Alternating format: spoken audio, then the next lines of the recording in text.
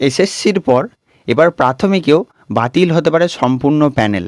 2014 সালের প্রাথমিকের নিয়োগের সম্পূর্ণ প্যানেল বাতিল হতে পারে, এইরকমই বিস্ফোরক মন্তব্য করেছেন বিচারপতি রাজাশেখর মান্থা। মহামান্য আদালত কলকাতা হাইকোর্টের বিচারপতি রাজাশেখর মান্থা তিনি এমনটাই বিস্ফোরক মন্তব্য করেছেন যে বাতিল হতে পারে সম্পূর্ণ প্যানেল প্রাথমিক 2014 নিয়োগের।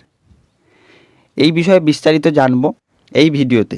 এছাড়াও জানব 2020-22 ব্যাচের মামলার শুনানির তারিখ পিছিয়ে গেল, কবে সেই তারিখ হয়েছে সেটাও এই ভিডিওর মধ্যে দিয়ে জানব। এছাড়াও আরও একটি লেটেস্ট আপডেট জানবো এই ভিডিওর মধ্যে দিয়ে, সেটা হলো 2017 প্রশ্নভুল মামলার লেটেস্ট আপডেট। তো সমস্ত কিছু জানতে হলে ভিডিওটিকে শুরু থেকে শেষ পর্যন্ত দেখতে হবে, ভিডিওটিকে একটি লাইক করতে হবে, কোন জেলা থেকে আপনি ভিডিওটি দেখছেন সেটি কমেন্ট করে জানাতে হবে এবং চ্যানেলটিকে সাবস্ক্রাইব করে অল বাটনটিকে অন করে রাখতে হবে, যাতে করে সবার প্রথমে সমস্ত আপডেট সবার আগে আপনার কাছে পৌঁছে যায়। তো চলুন শুরু করি। সর্বপ্রথম আমরা যেটা বলবো সেটি হলো কলকাতা হাইকোর্টের বিচারপতি রাজাশেখর মান্থা বিস্ফোরক মন্তব্য করেছেন। সেটি হলো প্রাথমিকের 2014 সালের সম্পূর্ণ প্যানেল বাতিল হতে পারে।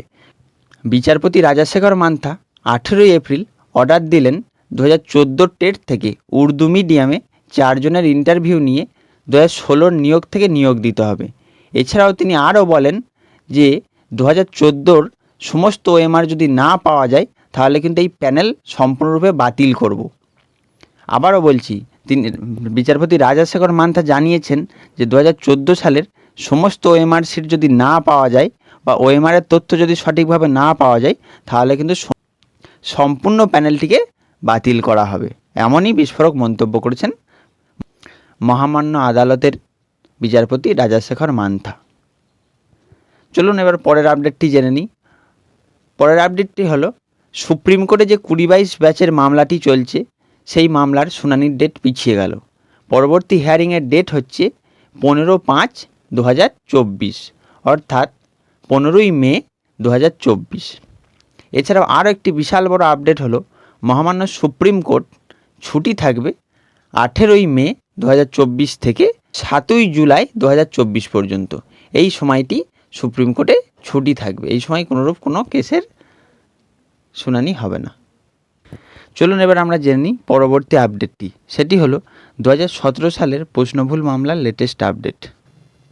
প্রাথমিক স্কুলে শিক্ষক নিয়োগে 2017 সালের পরীক্ষায় 21টি প্রশ্ন ভুল ছিল বলে হাইকোর্টে আবেদন করেছিল পরীক্ষার্থীরা।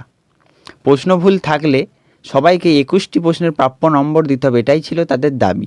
মহামান্য আদালত বিশ্বভারতী ইউনিভার্সিটি কমিটি করে প্রশ্নের উত্তর নিয়ে 1 মাসের মধ্যে রিপোর্ট দিতে বলেছেন এবং এই মামলার নেক্সট হিয়ারিং হবে 11ই জুন। তো এই ছিল আজকে আপডেটগুলো। ভিডিওটি ভালো লাগলে একটি কমেন্ট করে জানাবেন এবং ভিডিওটি যদি ভালো লেগে থাকে তাহলে বন্ধুদের মধ্যে শেয়ার করবেন এবং এরকম আরও লেটেস্ট আপডেট পেতে চ্যানেলটিকে সাবস্ক্রাইব করে চ্যানেলটির পাশে থাকুন। ধন্যবাদ।